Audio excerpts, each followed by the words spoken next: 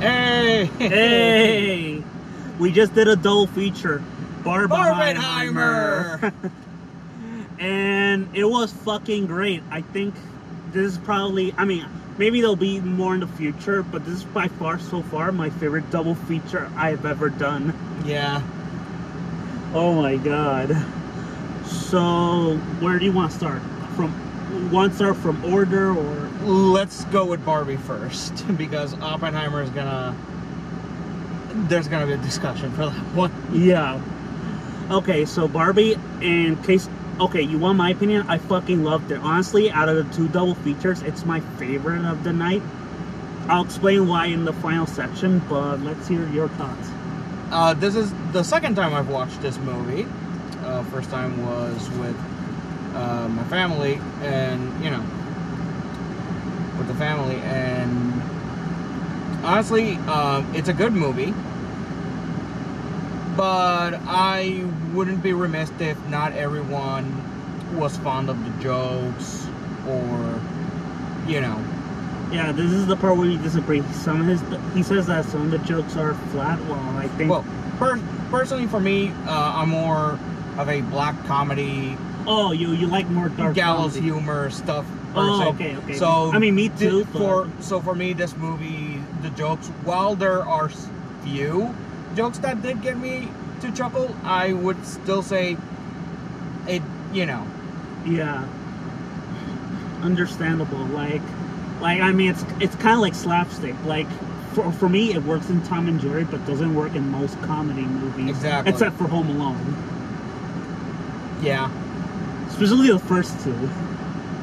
Less said about those sequels, the better. Oh, anyway, going back to two better movies. Yeah. But yeah, honestly, metatextually, the whole movie is about. I mean, it's not subtle, but basically, it's about empowering women and basically fuck the patriarchy, because. And, now the male characters are, unlike Thelma and Louise, which I thought really dehumanized the male characters to the point where I'm like, isn't there any one redeemable male character in this movie? But here, no, all of them are humanized. You understand why they see patriarchy as the answer, even though it's not the answer. Yeah. And when they realize it's wrong, they realize it's wrong.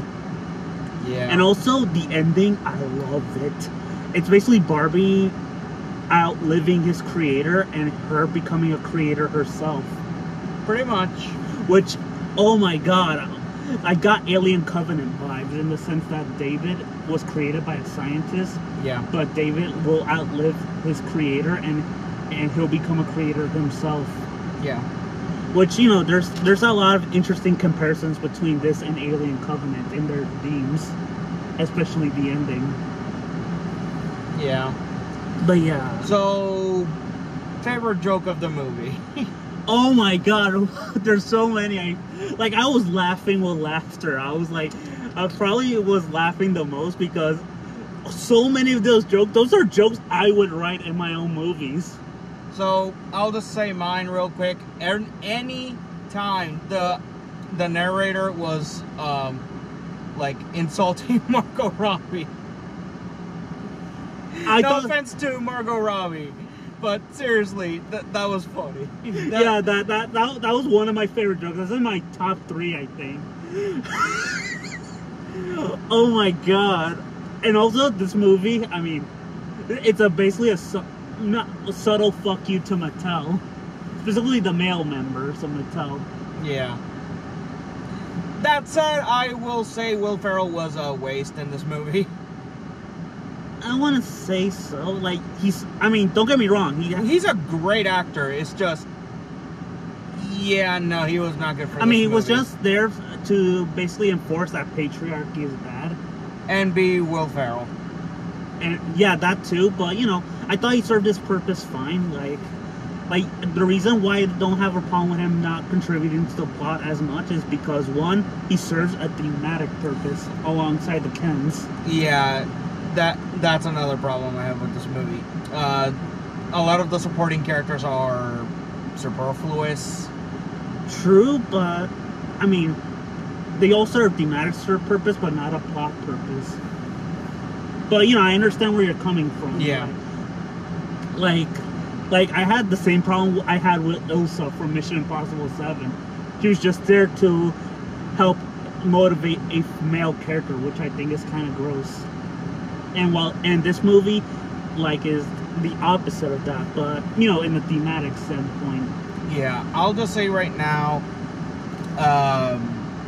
maybe the entirety of the Mattel CEO group were superfluous. The mother-daughter duo had a bit of a point, but then they fell off. They literally had to drag themselves back into the story. Yeah, I mean, I didn't have a problem with it since, you know, it's like eternal conflict. You can see in their faces that they don't want to go, but they want to go. It's how we humans do things. We're contradictory beings, as they say. So it serves a thematic point. But I understand where you're coming from. This next point might actually piss someone off, but I'm not sure. The entirety of the Ken Saw plot is just stupid. I mean, it's kind of supposed to be. Like, no, I mean even stupid because all the Kens had nothing to do. True. I mean, they serve a thematic purpose, but from a plot perspective, no. Yeah. But yeah, the reason I'm not so focused on plot is because, and maybe this is because I study a lot more films than you. No disrespect to you. Yeah, it's fine. But because I learned that plot is not what matters most in film. Most film is basically, it can be anything. So, if a film has a thematic point or a abstract point, then I'm okay if it breaks some film rules, since it allows it to do something different, which, you know, this and the next movie we'll talk about does. Yeah. I will say that for the most part, again, this movie is fine. It's just, you know, while it's funny, it's not my cup of tea, but I did enjoy it. So I understand where you're coming from. Like, I also find it, oh god, the amount of pink used in this movie. I will never be able to look at. Let's talk about the visuals of the movie, because so much pink. Yeah. I love pink, but you know, I understand. There's so much pink. Like, I could literally eat a bucket of pink on me. What? There's an idea. But yeah, here's what I find interesting about the visuals of the movie, specifically in Barbie Land.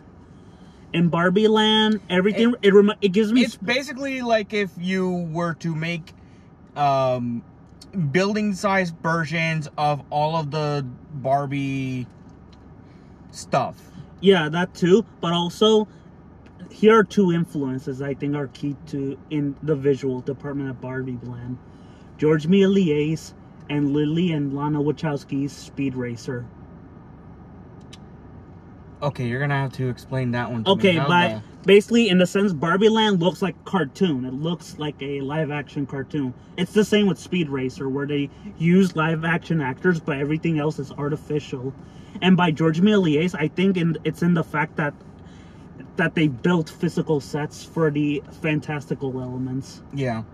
That's what I mean. I mean, I don't know if you understand, but I've seen Speed Racer. Trust me, I know what you mean. Yeah, I mean that this film, especially in the Barbie parts of it, is basically formalist, basically rejecting the real world or real world rules.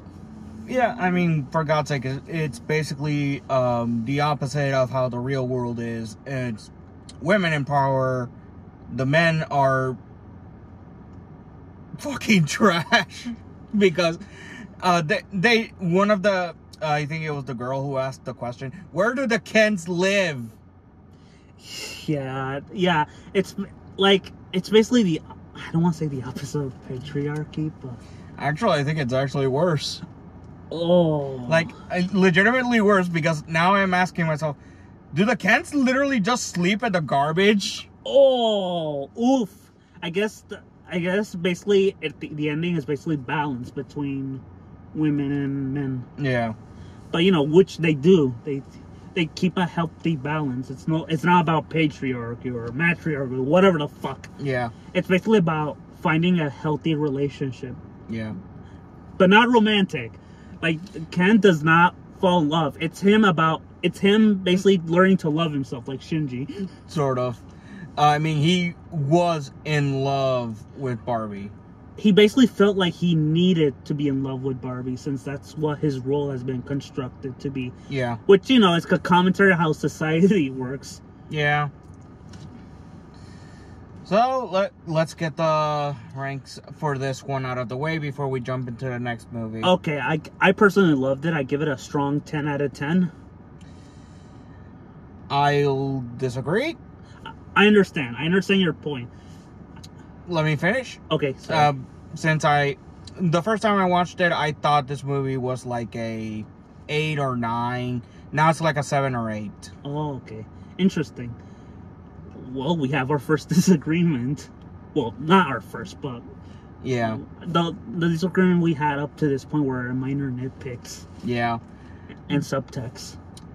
Thankfully, that's not the case for the next movie, Oppenheimer. Oh my god, that movie was fucking awesome, but depressing. It's depressing. It's a very interesting movie if you are a history buff, or you're just a person who just wants to see Christopher Nolan's newest movie. Yeah, I think this one actually is very well shot, written, and acted, especially acted, because the guy who played Oppenheimer himself. Oh yeah, he was fucking he deserved an Oscar. He deserves an Oscar. Robert Downey Jr. was amazing in this movie. He deserves a supporting Oscar.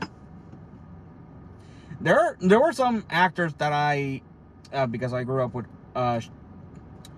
cartoons as a kid, that I actually noticed. One of them was Josh Peck for some reason.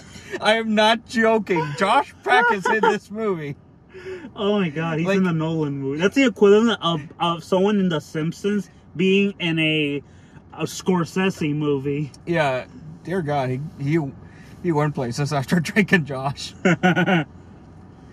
Hey. But yeah, this film, Oppenheimer, feels like a culmination of all of Nolan's storytelling tropes, but also his filming styles, which, yeah, if you're used to them or if you're annoyed by them, maybe you'll detract a point or two.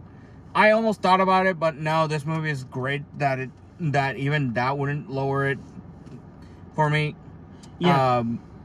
That said, I do nitpick the hell out of his personal film style after Batman Begins, because the constant moving between the present, past, future, stuff, it can get annoying as hell. Yeah, I think he never got out of Memento. No, he did not. Which, you know, fine if you want, if you're discovering yourself, you know, your style and all that stuff, that's fine. Just please don't let it be your only known style. Exactly. But yeah, also, as Oppenheimer said, which honestly, I know he said this in real life, but I love the quote where he says, "I am deaf and I am the destroyer of worlds." Every time I hear that, I'm like, I get chills. I'm like, ugh. And oh god. And he got it through sex and from a book from Carl Jung. I am now going to legitimately check to see how much of this was actually true compared to how this movie presented it, because every time based on a true story comes about, I usually like to see how much of it was actually true. Yeah, unless you're Waterloo, A Bridge Too Far, or Tora Tora Tora, you're gonna need to question some historical accuracies or inaccuracies. Yeah. Because like the biggest inaccuracy I can think of, well, specifically from Nolan's previous film Dunkirk, is that Dunkirk was supposed to have like 200,000 men, yet we only see like a couple hundred. Yeah. Which, you know, is kind of dumb considering it has $100 million budget. But you know what? Fuck it. I'm going off track. Sorry. Yeah, let's get back to the movie. Let's go back to Oppenheimer. But this movie, oh my god, it's so depressing. But there is hope. Where yes, he's betrayed by his country in the 40s/early 50s. Yeah. But you know, he gets recognized later on, later in presidency. Yeah. I love that one of his friends that betrayed him tries to shake hands with his wife, but his wife still doesn't forgive him. Yeah. I wouldn't be so quick to forgive either. Well, maybe I would forgive, but I would never forget. Exactly. Yeah, that I thought that part was kind of funny. I don't think it was intentionally funny, but you know, I was like, "What were you expecting, asshole?" I mean, it's... Oh god, the bomb drop. Oh scene. my god, that was terrifying. Oh god, if you're watching this in an IMAX or any theater that has extremely good noise noise ambience, sound, you are going to literally gonna have to cover your ears. Oh yeah, when please you do that. get to those scenes. Please do that, because when the bomb drops happen, oh sweet merciful God, I had to physically cover my ears when they dropped them. Yeah, I was scared that my ears were gonna bleed. That was scary. Yeah. Like, and I heard this. I don't know. I heard, according to Nolan, they recreated the atomic bomb practically. I don't know how the hell he did that, but I don't want to know. I genuinely do not want to know, and I'm terrified of the fact that Nolan now knows how to make his own atomic bombs. Practically. No CG. That's fucking terrifying. Like, fuck that. Fuck off. I'm not stepping in. If I were in that film set, it would be fuck off. I'm leaving. Nope. At least Tom Cruise didn't use a nuke. But, you know, he's going to space, so I guess they're made for each other. Yeah. Oh my god. Oh my god. Yeah, and also, also, let's talk about the black and white. Yeah, that's actually something that I can nitpick as well. Every time it constantly shifted between the creation of the atomic bomb of Oppenheimer's days to what we'll consider the movie version of when Strauss is being I want to say trying to get himself elected into the Supreme Justice. The Supreme Justice. It constantly shifts between him and Oppenheimer. Oppenheimer. It's like it shifts between black and white, normal colors, and it goes back and forth. After a point, it's like, stick to one version, please. Yeah. I think the idea behind the black and white was to show that it wasn't from Oppenheimer's point of view. Yeah. I think that's the idea. Yeah. Since it was from Robert Downey Jr.'s perspective. Yeah. Since he sees everything in black and white, while Oppenheimer sees all the colors, while basically meaning he sees things in morally gray areas. Yeah. I think that's the idea.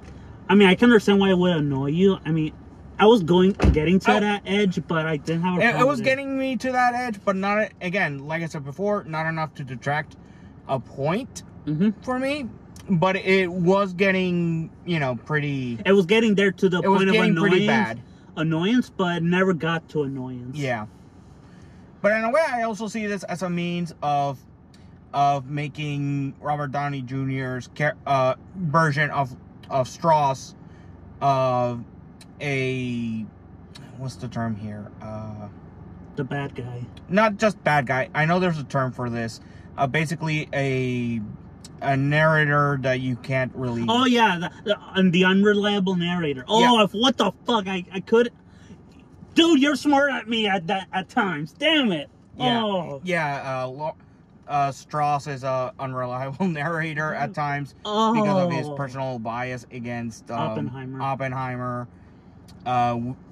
Because of that, I can't genuinely tell how much of the story they used was true or not, but that actually makes it brilliant. Exactly. Like, oh my god. Because another movie... It's kind of like the Rashomon effect. Sort of. I was also going to say that movie that they tried with Mozart. Oh, yeah, that too. Because that also had an extremely unreliable narrator in that one. That too also gave me the Last Duel vibes, since there's three unreliable... Well, The only reliable narrator is the woman's. The two guys are totally unreliable. Exactly. Yeah, like... oh my god. Also, the way it portrays, like, Oppenheimer's anxiety for his creation. Oh, yeah. Oh my god, it's horrifying. Oh, god, during that scene when he's being, you know... Congratulated. And he just sees a person's flesh peeling off. He steps on a burnt corpse. Yeah. And later on, when he's being tried by Strauss's prosecution team, as for lack of a better term, here, I mean, that's what it is. Yeah. Also, can we talk that President Truman was an asshole? Yes. Oh my god, major asshole. Like, he says, "What, you don't have blood in your hands? Forget about it and don't come again, crybaby." Fuck you! You murdered millions of Japanese innocent people. Yeah, and first off, what the fuck is wrong with you? He helped make the atomic bomb. Your bomb. He has just as much blood for making that thing and for being responsible for the eventual future of that than you ever will. Like, even Oppenheimer was like trying to tell him, look, we have to think long term. We have to. Yeah, like he kept trying to say it. We have to keep thinking long term. We have to be more safe. We have to be more responsible with this. And that didn't happen because the U.S. government are incompetent. And corrupt. That too, but also they murder millions of innocent Japanese citizens. Yeah. And keep in mind, this was during, the movie takes place during the McCarthy era of all fucking things, when, you know. Yeah. But yeah, there's a lot of political stuff. There's a lot of political stuff, but again, it's also a biography movie, so... Yeah. Yeah, I can let it slide. On that case, with that said, this movie's a straight 10 out of 10. Oh, definitely, I agree. It's a straight 10 out of 10. It's not a strong 10, but it's a straight. Yeah. But yeah, like, so yeah.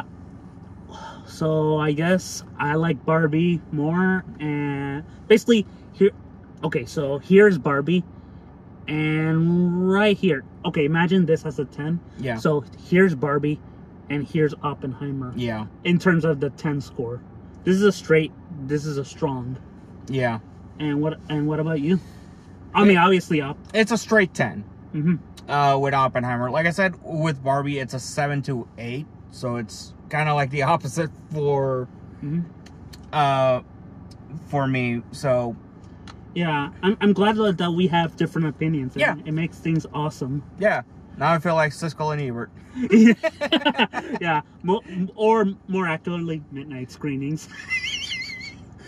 But yeah, hey, midnight screenings, if you're watching this, Kudos. Kudos for inspiring us. Yeah. Have a nice night.